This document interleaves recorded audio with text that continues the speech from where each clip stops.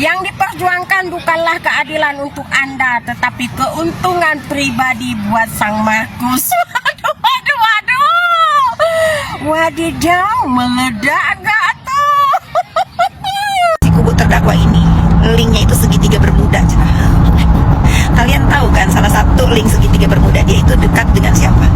Dengan penguasa di negara Republik Indonesia ini, ya.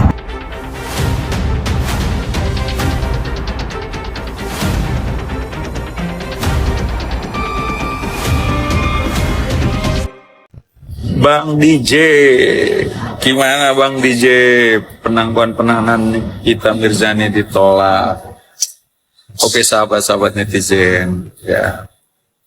Penangguhan penahanan dikabulkan atau ditolak itu memang kewenangannya dari majelis hakim. Saat ini adalah yang terpenting bagaimana fokus ya kita memperjuangkan di dalam proses peradilan, ya, terutama sekarang ini adalah pembuktian atau menghadirkan saksi fakta dan saksi ahli. Jadi dalam teori hukum pidana itu kan ada asas hukum. Kamu mendalilkan, dia harus bisa membuktikan. Ya. Jaksa mendalilkan, jaksa sudah membuktikan. Dia menghadirkan saksi-saksi, menghadirkan ahli. Nah, begitupun dengan kita sebagai kuasa hukum terdakwa harus betul-betul juga membantah semua apa yang didalilkan oleh para jaksa gitu. Jadi saksi fakta harus dihadirkan untuk mengkanter semua tuduhan-tuduhan yang didakwakan oleh jaksa penuntut umum. Ya, kita harus bantah semua, terutama kita juga harus menghadirkan ahli yang bisa mengkanter bahwa perbuatan atau aktus serius yang ada itu bukan merupakan tindak pidana, tetapi itu adalah, sekali lagi, itu adalah perjanjian, ya kan? Itu bukan pemerasan, tapi itu perjanjian. Nah, itulah yang harus dibantah oleh ahli yang nanti dihadirkan oleh tim kuasa hukum Nikita Mirzani, sehingga nanti hakim akan melihat lebih terang, lebih clear gitu loh, bahwa ya hakim berkeyakinan setelah mendengar ahli dari pihak terdakwa, dia bisa menyimpulkan bahwa ternyata perbuatannya memang ada dan itu bukan perbuatan tindak pidana, tapi itu adalah bentuk kesepakatan antara Reza Gledis dengan Nikita Mirzani. Oke guys, tetap semangat, kita kawal terus. No viral, no justice. Thank you. Informasi terupdate hari ini, wadidaw. Para fans Nikita Mirzani saat ini sedang berusaha untuk mengajukan penangguhan penahanannya Nikita Mirzani. Waduh, waduh, waduh, meledak enggak tuh? Sini sayang Miss Gosip kasih paham ya. Terus untuk para fans Nikita Mirzani, kalian jangan gila-gila untuk melakukan mengajukan penangguhan penahanan. Karena apa? Karena itu memang akan ditolak, dan itu ditolak. Kenapa Miss Gosip? Karena kalian tidak ada asosiasi, ya, tidak mempunyai asosiasi yang kuat secara hukum. Nah, makanya jadi fans itu kalian bentuk asosiasinya itu, kalian patenkan ke jalur hukum. Jadi ketika idola kalian bermasalah, bisa nih kalian bela, ya.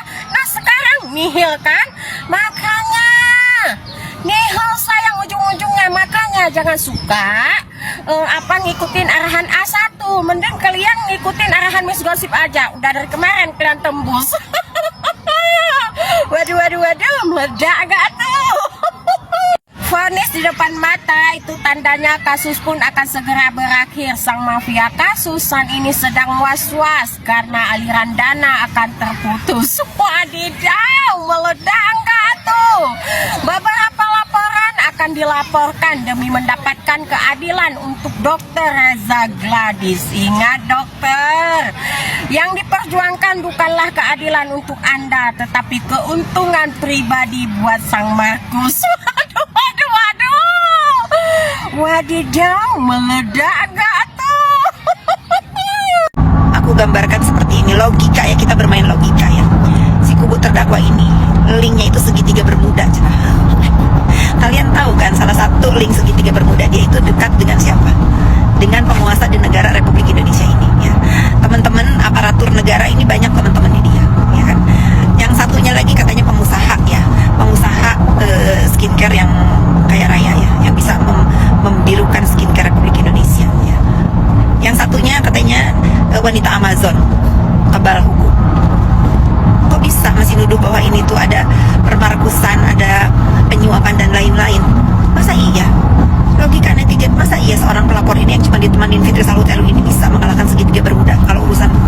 Jadi kalau kubu para terdakwa ini merasa aku ini ancaman, ya itu derita kalian. Padahal aku tuh belum aku tuh nggak ngapa-ngapain dan belum ngapa-ngapain, karena merasa apa yang terjadi sekarang ini udah sepatutnya mereka derita gitu, mereka rasakan karena udah terlalu parah. Berulah di sosmed ini mengancam, memeras, merusak kredibilitas orang lain gitu. Aku tuh gak ngapa-ngapain, ya. Kalau kalian sekarang menuduh aku dalang, menuduh aku ini, ya berarti segitu insecure-nya kalian dengan keadaan Fitri Salutelu ini di circle yang melawan kalian. Padahal aku tuh gak ngapa-ngapain loh. Ya sekarang ya kalian lihat saja lah. Kalau memang ada tuduhan dalang, Markus lah, bukannya kalian itu gerombolan orang kaya, masa iya kalah sama orang miskin? Ya sebetulnya buat aku kan ini akumulasi ya dari bullying aku terhadap diri aku tuh dengan yang dilakukan oleh Yoga dan si terdakwa ya, si NM ini. Ya untuk teman-teman dia ini sebetulnya buat aku, kalau misalnya mereka mau membela sebagai donatur atau sebagai teman, boleh-boleh saja, tapi janganlah menyerang pribadi aku dengan fitnahan. Dan kemudian kalau misalnya mau membela, ya sekarang Yoga ya bela aja secara hukum, dia bersalah tidak atas laporan aku. Sudah 5 tahun aku didoksi dia, atau terhadap si NM, ya bela saja secara hukum. Kira-kira dia ini pantas nggak diperlakukan seperti ini gitu di dalam kasusnya, ya begitu aja, nggak usah bawa ke pribadi aku dan seolah-olah aku ini ancaman buat kalian ini, ya nggak bisa. Sekarang aku injak kalian, ya. Miring dulu. Jadi janganlah kalian itu menaikkan, membesarkan nama aku, ya, membesarkan nama aku seolah-olah aku ini bisa ngatur ini itu di Republik ini. Yang aku ini bukan siapa-siapa. Aku nggak ada bergaul dengan link-linknya penguasa di Republik Indonesia ini. Aku mainnya cuma sama rakyat-rakyat jelata biasa di Republik ini. Gak ada aku link-link yang hebat yang bisa seolah-olah bahwa wow gitu loh, kalau foto sana foto sini, pergi undangan sini, pergi undangan sana, berpesta pora dengan orang-orang yang sangat diagungkan di Republik ini, pergi jalan-jalan ke luar negeri dengan orang-orang yang berkuasa. Nggak ada. Aku tuh cuman ke Project Naira Resident, ke kantor gitu doang. Masa iya sih aku bisa jadi Markus? Bodoh kalian. Ini dia nih, benar-benar komen orang-orang yang nggak ngerti ya. Ini orang real apa bukan kamu Bunda Nadia, atau bayaran, whatever, mau bayaran kayak mau orang beneran. Niki, kenapa bisa ada dialog seperti itu?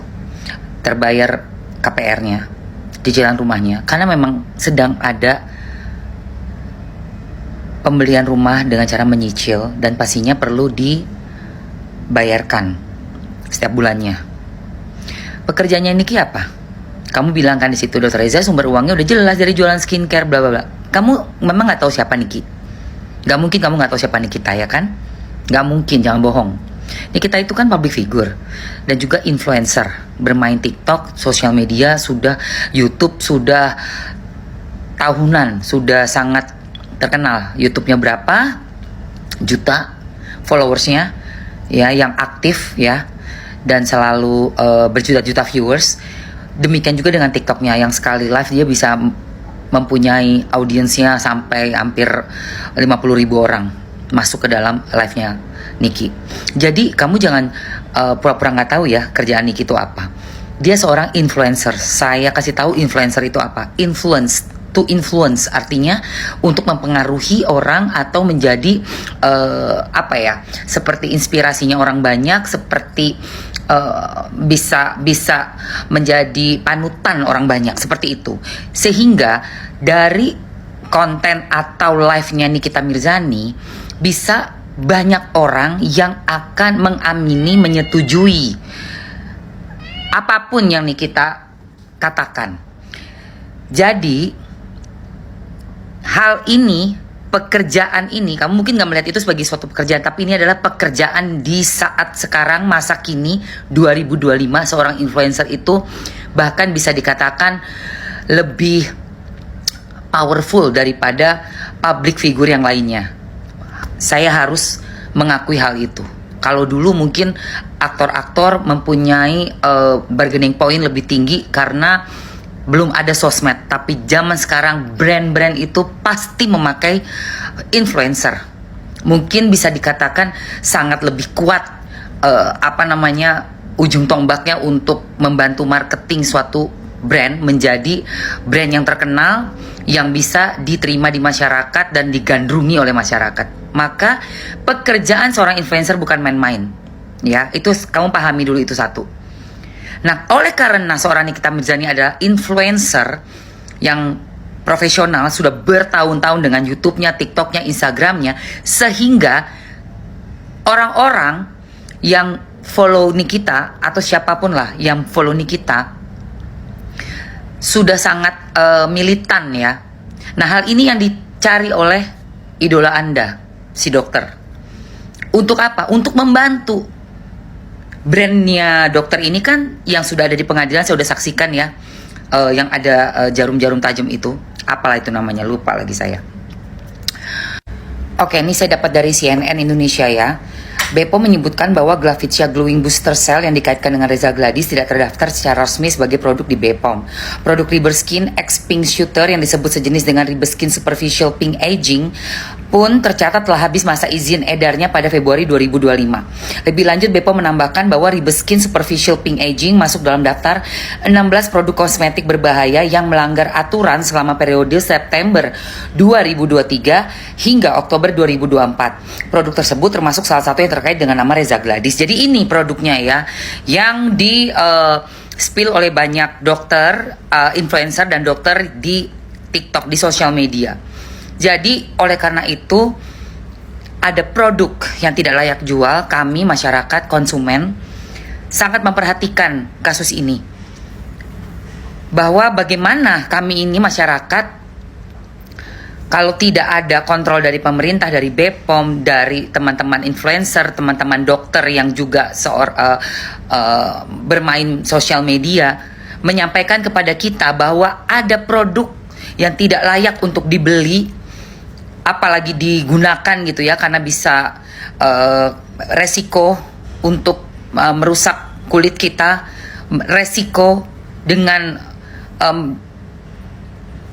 merugikan diri kita, kesehatan kita, seperti itu. Dan tanpa adanya kasus ini kita nggak akan pernah tahu itu. Jadi kalau Anda bilang Nikita Mirzani mencari uang, Anda harus kembali melihat profesi Nikita. Dia itu siapa?